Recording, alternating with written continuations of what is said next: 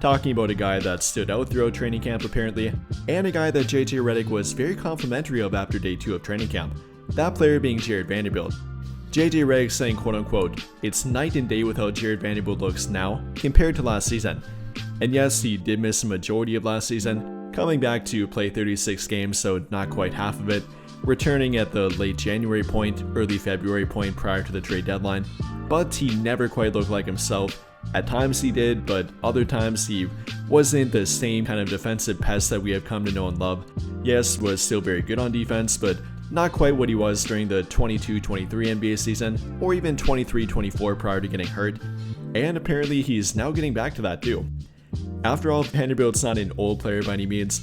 It might feel like he is since he's kind of missed a lot of time and we haven't seen very much of him in the past couple of years now, but he still happens to be only 26 years old. And on top of that, he has a full healthy offseason, or rather did have a full healthy offseason for the first time in a couple of years now. And with it, he appears to have been working on his jump shot, something we actually did see throughout the summer, him working with NBA trainer Chris Johnson pretty frequently, working on his catch and shoot game, corner and wing 3-point shooting, backdoor cutting, all-around offense, and stuff that we do want him and have been wanting him to work on for quite some time now. He's definitely been putting in the work. And purely from the background footage here, you can see him working on it. Post-practice of day 2 of training camp, he was not afraid to shy away from the reporters that were allowed to video at this point, taking some time to actually shoot with Jake Laravia, doing some corner catch and shoot 3-point shooting here.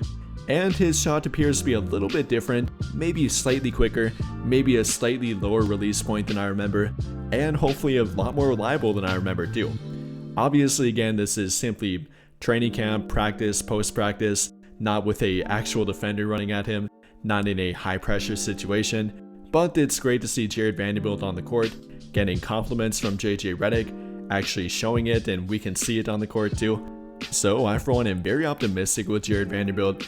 You know, I always kind of am, I definitely am a Vando believer and supporter, but after the compliments, after the both vocal and visual support with him, I think this actually could be a great year going forward for Jared Vanderbilt. And well, if you don't believe me, then take it directly from JJ Redick and or Jake Laravia too. I think with a healthy Vando and hopefully a healthy Marcus, I think our ability to put more pressure on the basketball earlier in the defensive possession will be a real thing. I don't think, it's night and day the way Vando's moving right now, even from when we finished the season. Like his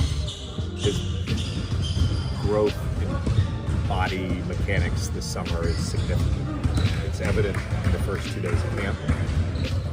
As far as our shift presentation and rules, like I don't necessarily think we're going to change a whole lot. There's always tweaks. There's tweaks to language. There's tweaks to techniques and stuff. There's a little bit of that, but certainly that those guys give us another weapon defensively. Yeah, I mean it's gotten much better. I know early on in my career we didn't respect him as a shooter, but fair to say that he can shoot the ball very well now. He's been hitting shots. I don't know if he tweaked something, but yeah, it looks really good now and it's going in.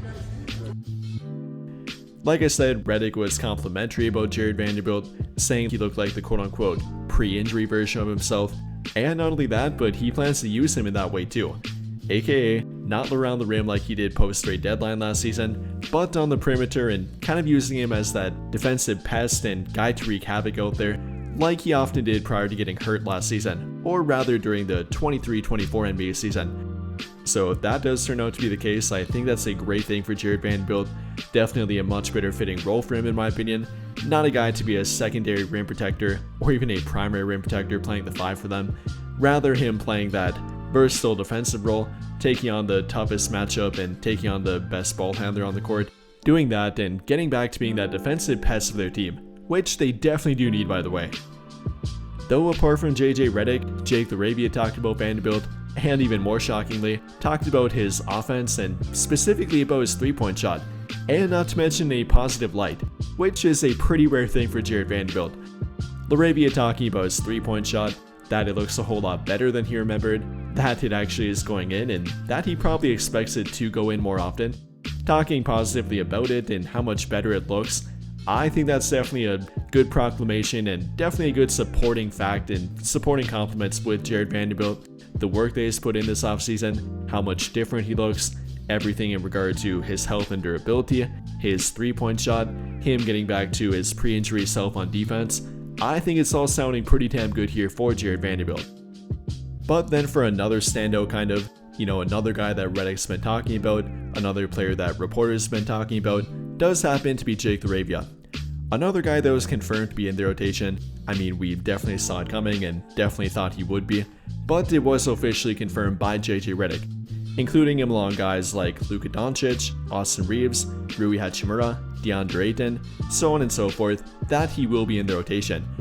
And not only that, but he apparently appears to be the direct inline replacement for the starting lineup when LeBron's hurt, as he has currently been playing and scrimmaging alongside Luka Doncic, Austin Reeves, Rui Hachimura, and DeAndre Ayton on their team, playing on their team on the purple squad quote unquote, rather than playing with the white squad and that being more the bench unit squad.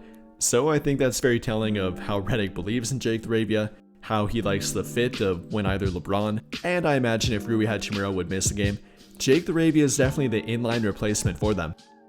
So in my opinion, that could maybe hint at a long-term outlook of him cracking the starting lineup one day.